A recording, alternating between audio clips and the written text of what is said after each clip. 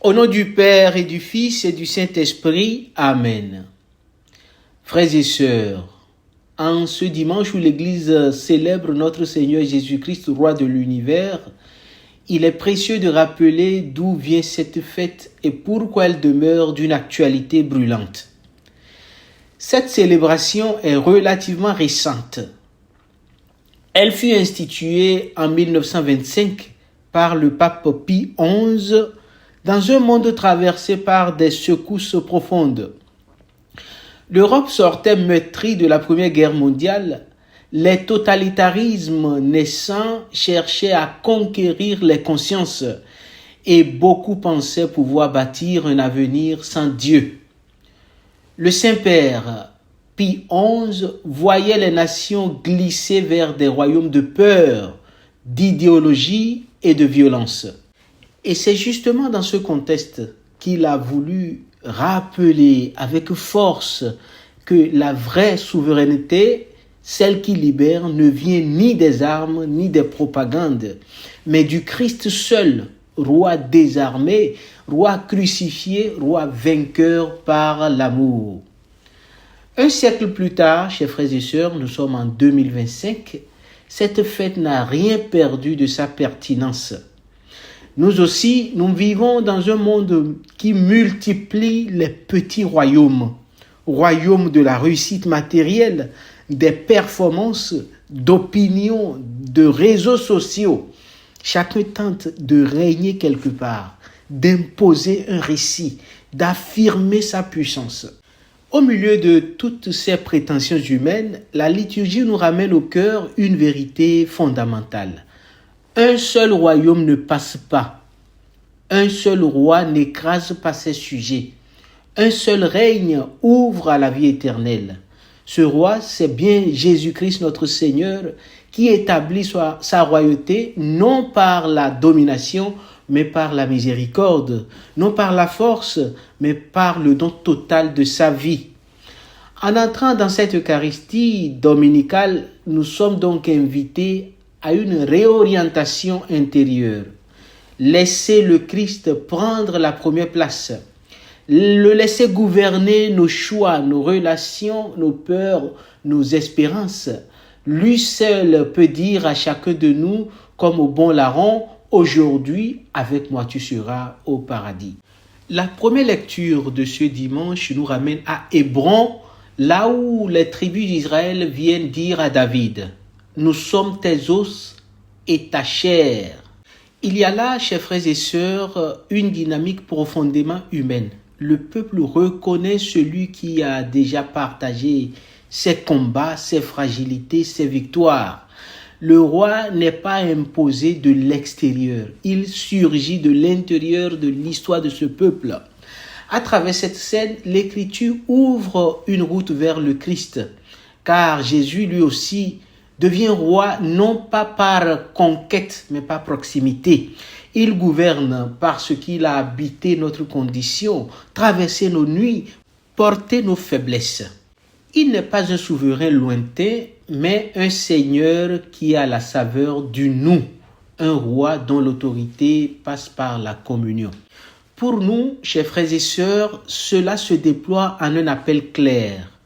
Revenir à une foi incarnée, relationnelle, structurée autour de ce lien vital avec le Christ.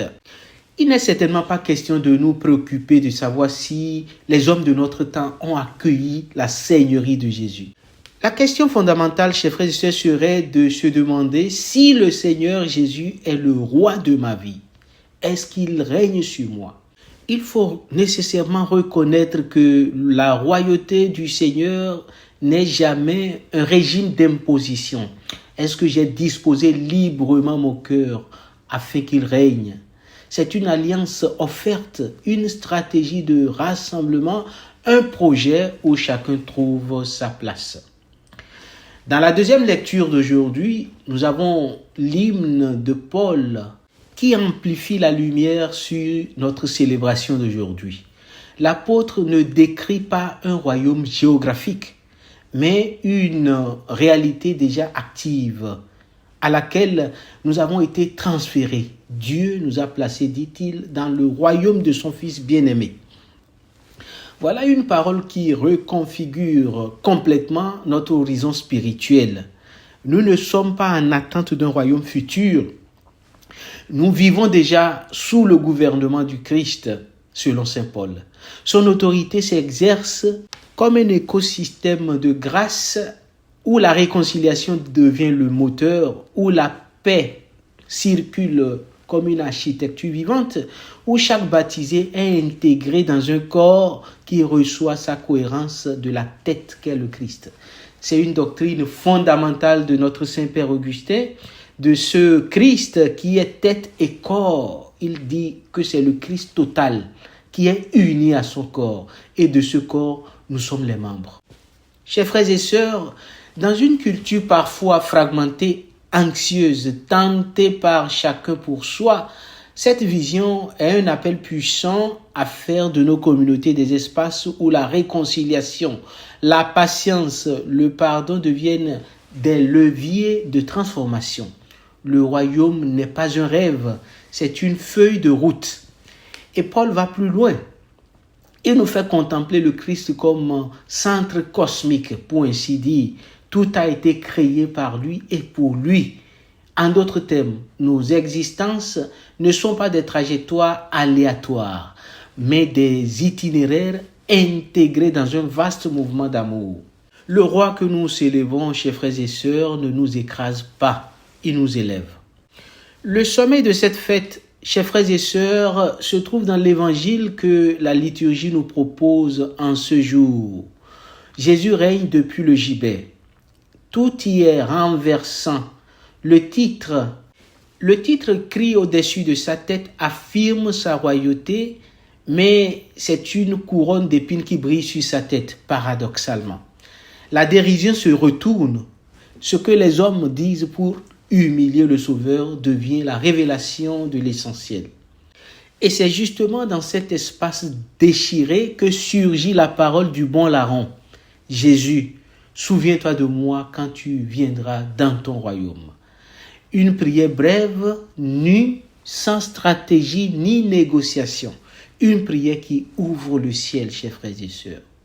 Et voici la réponse royale de Jésus, une réponse qui n'est ni jugement, ni rappel des fautes passées, mais une promesse immédiate. Aujourd'hui, tu seras avec moi dans le paradis. Voilà notre roi. Il règne en pardonnant, il attire en révélant, il ouvre un avenir là où tout semble fermé. Gloire à toi, Seigneur. Le pouvoir de Jésus ne consiste pas à contrôler, mais à sauver. Sa souveraineté n'écrase pas, elle délivre. Son royaume n'est ni l'espace de quelques élus parfaits, mais la maison des cœurs brisés qui osent dire « Souviens-toi de moi, Seigneur ». Chers frères et sœurs, en clôturant l'année liturgique, l'Église nous met devant notre vocation, vivre comme des citoyens du royaume, c'est-à-dire comme des hommes et des femmes qui laissent la douceur du roi crucifié guider leurs choix, leurs relations et leurs engagements. Aujourd'hui, posons chacun un acte intérieur. Tout d'abord, reconnaître le Christ non seulement comme roi de l'univers, mais comme roi de ma vie, roi de mes histoires blessées, roi de mes espérances encore fragiles, roi de mes projets en quête de direction. Qu'il règne en nous par son amour et nous ferons de nos communautés des lieux où son royaume devient visible. Prions. Seigneur Jésus, roi humble et miséricordieux, pose ta main sur nos vies et rassemble nos cœurs dispersés. Toi qui règnes depuis la croix, établis en nous ton royaume de paix, éclaire nos décisions, pacifie nos blessures, relève nos fatigues. Fais-nous entrer dans la logique de ton amour où servir devient un honneur et pardonner une victoire. Que ton esprit façonne en nous un peuple réconcilié, ferme dans la foi, audacieux dans la charité, fidèle dans la persévérance. Souviens-toi de nous, Seigneur, souviens-toi de ceux que nous aimons et conduis-nous un jour dans la joie du paradis que tu as ouvert, Seigneur, au bon larron repentant. À toi la gloire aujourd'hui et pour les siècles des siècles. Amen. Chers frères et sœurs, bonne fin de l'année liturgique et par la grâce de Dieu, nous verrons pour le premier dimanche de la nouvelle année liturgique, le premier dimanche de l'Avent. Au nom du Père et du Fils et du Saint-Esprit. Amen.